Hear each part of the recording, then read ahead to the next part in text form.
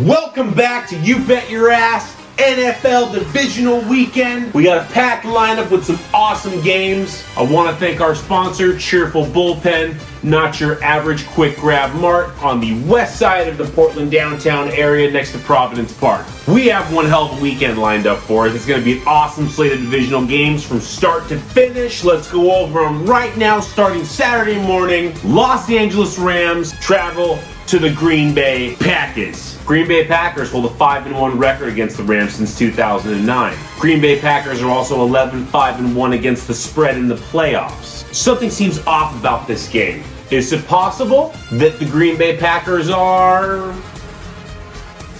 frauds?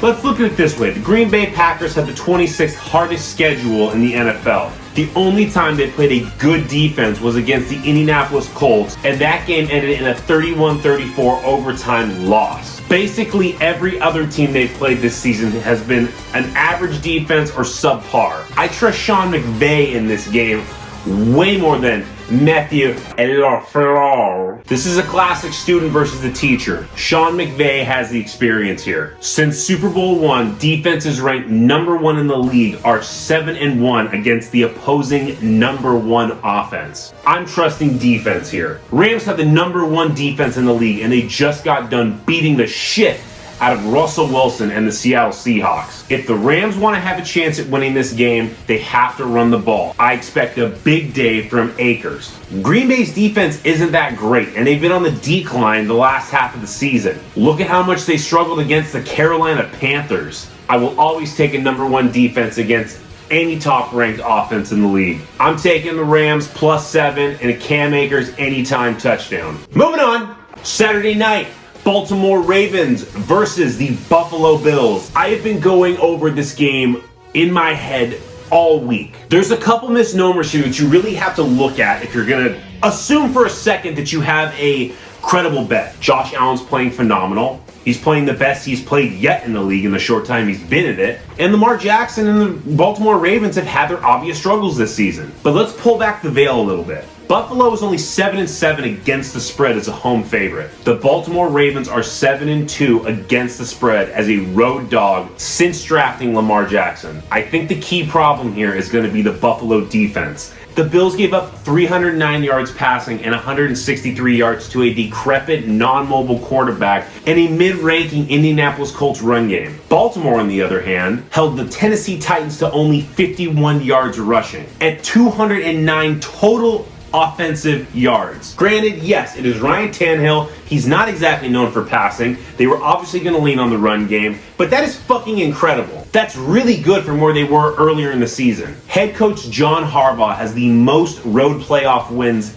in NFL history, and they are 2-0 against Buffalo since drafting Lamar Jackson. With Allen and Jackson both getting their first playoff wins out of the way, this will truly be a battle of who wants this game more. The offenses and defenses are very equally matched, and I believe this game truly will come down to the last play. Vegas has the line set at 2. If you do the research, look at the numbers, it's going to be a close game. The only oddball factor here I don't like is Lamar Jackson saying that he's never played in snow before, and there is a 50% chance of 1 to 3 inches of snow on Saturday night. I believe Buffalo's defense is going to cave, and Lamar Jackson's going to have a great day. After thinking about this all week, I'm going to take the Baltimore Ravens outright, but the saving grace for the Buffalo Bills will in fact be Stephon Diggs, who I believe will have a good day against Marcus Peters. Diggs anytime touchdown. Let's go. Sunday morning, Cleveland Browns at the Kansas City Chiefs. No one at the beginning of the season thought the Browns were going to make it to the playoffs, let alone win a wild card round against the division-winning Pittsburgh Steelers. But again, this game comes with caveats. Kansas City Chiefs are 2-4 against the spread this season when favored by 10 points or more. The 2 wins they did have were against some of the lowest ranked defenses in the league. Although Kansas City Chiefs are 3-1 against the spread in the playoffs. If you recall, the Kansas City Chiefs were down 24 points to the Texans and came back and beat them by double digits. But I do believe there's a little bit of hope for Cleveland. The Cleveland run game can open up the pass for Baker Mayfield. Kansas City's defense is another team who has been in decline defensively the last half of the season, and are currently ranked 31st in the league against the rush. Big day for Nick Chubb. Unfortunately for Cleveland, their passing defense is 25th in the league, and they are 1-4 this season when playing a top 10 offense. So as you look at this,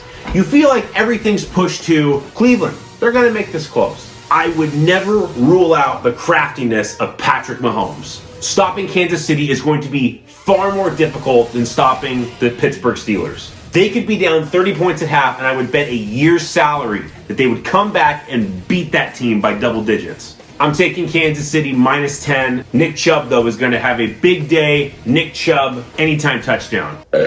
Sunday night, the triple rematch we've all been waiting for. Tampa Bay Buccaneers versus the New Orleans Saints. Tom Brady, Drew Brees, round 3. Let's fucking go. New Orleans has swept Tampa Bay this season, and Drew Brees is 3-2 all-time against Tom Brady. This game is focused more on Tom Brady versus Drew Brees. That's not how I see this. I see this as a battle of the coaches. Who has the better game plan? Bruce Arians, as a head coach, is 1-5 all-time against Sean Payton.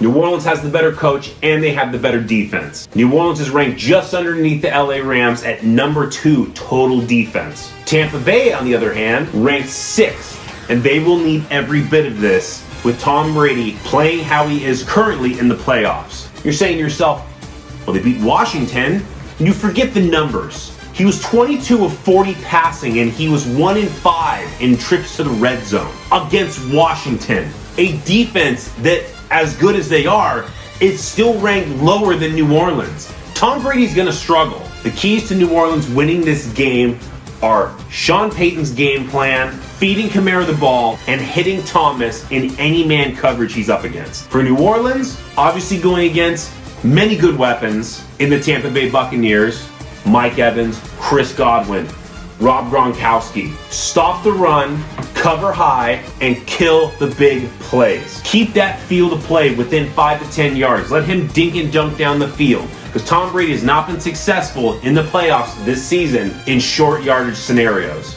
He relies heavily on the big plays, which I think New Orleans will take away from them. New Orleans is going to be the better team on Sunday, and for that reason, I am taking New Orleans -3 and Michael Thomas anytime touchdown. God, I'm excited for Sunday, aren't you? Let's go out there, let's make some bets, let's win some fucking money. This is You Bet Your Ass, and I'll see you back here for the conference championship.